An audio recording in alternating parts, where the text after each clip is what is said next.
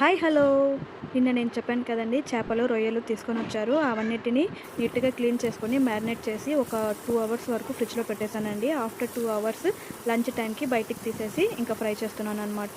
మీరు ఇక్కడ చూసారంటే చాలా బాగా మ్యారినేట్ అయిపోయిందనమాట. చూస్తుంటేనే అలాగే తినేయాలనిపిస్తుంది. ఫస్ట్ రొయ్యలు ఫ్రై చేస్తున్నాను.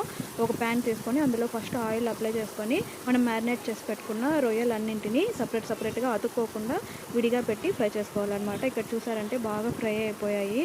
మా పిల్లలు ఇవి వేగుతుంటేనే అమ్మ నాకొకటి అంటూ తీసుకెళ్ళిపోతుంటారు. ఆ స్మెల్కే వచ్చేస్తుంటారండి. ఎక్కడ ఉన్నారో తెలియదు కానీ ఆ స్మెల్ నువ్వు ఎగ్జాస్ట్ ఫ్యాన్ వేసి కూడా ఆ స్మెల్కి మా పిల్లలు ఎక్కడున్నా పరిగెత్తుకొని వచ్చేస్తారనమాట. ఫస్ట్ టైం ఫ్రై చేశాను, అవి తీసేసాను. సెకండ్ టైం మళ్ళీ ఫ్రై చేశాను అనమాట. ఇది వచ్చేసి 1/2 kg రొయ్యలు అనమాట.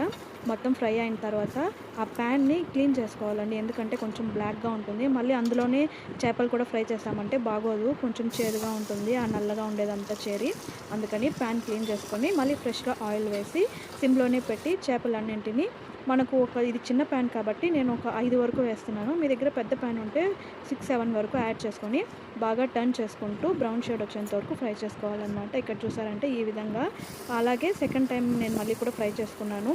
వీటన్నింటిలో ఆయిల్ ఎక్కువ అనిపించిందంటే మీరు ఒక టిష్యూ పేపర్ తీసుకొని ఒక ప్లేట్లో వేసి ఫ్రై చేసిన వాటన్నింటినీ అందులో వేసారంటే ఎక్స్ట్రా ఆయిల్ ఏదైనా ఉండిందంటే ఆ టిష్యూ పేపర్ అనేది మొత్తం లాగేస్తుందంటే నేను చేస్తున్న ఈ చిన్న వంటలు మీ అందరికీ నచ్చుతుందని నేను అనుకుంటున్నాను.